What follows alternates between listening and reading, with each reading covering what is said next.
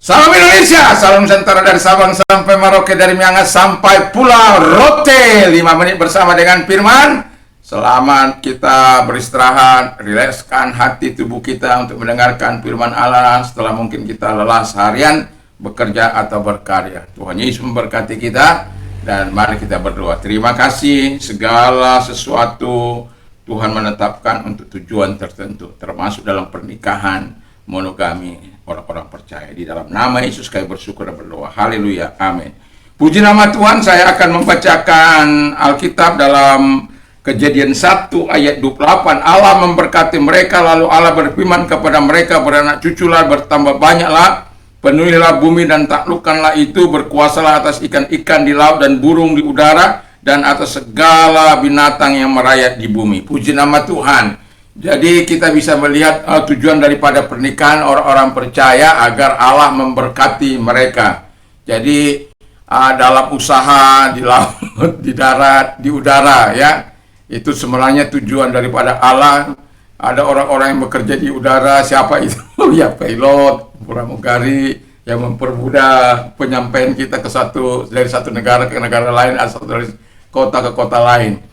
Atau orang-orang yang bekerja di kapal laut, ya, kapal selam dan lain sebagainya, yang di darat, polisi, ABRI, dan lain sebagainya. Itu sebenarnya yang mau saya katakan bahwa Tuhan mau memberkati kita dimanapun situasi kita, kondisi kita, yang orang-orang yang percaya kepada Tuhan.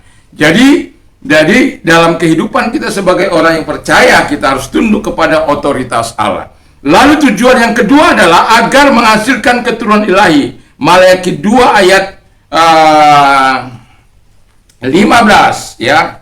Di sini dikatakan, bukankah Allah yang esa menjadikan mereka daging dan roh, dan apakah yang dikehendaki kesatuan itu? Keturunan ilahi. Jadi jagalah dirimu dan janganlah orang tidak setia terhadap istri dan dari masa mudanya.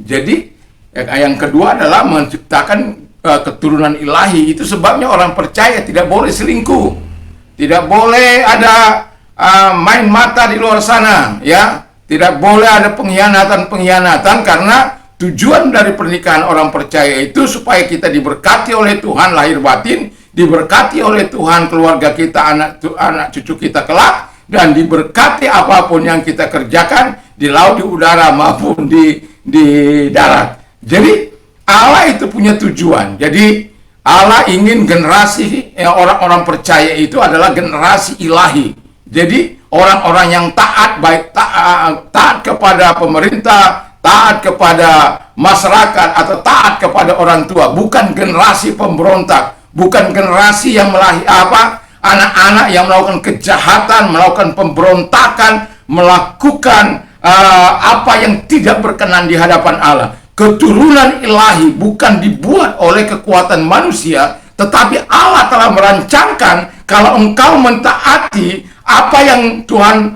lakukan dalam hidupmu, apa yang dikatakan oleh Tuhan engkau turuti, maka engkau akan melihat generasimu adalah generasi orang-orang yang melahirkan generasi ilahi. Karena banyak orang, anak-anak mereka ditelantarkan di jalan-jalan sana. Ada banyak penampungan, tempat-tempat yatim piatu yang ditelantarkan orang tua mereka. Orang tua mereka bersenang-senang di mana, anaknya susah di mana. Mereka tidak tahu. Yang penting sana kawin, sini kawin.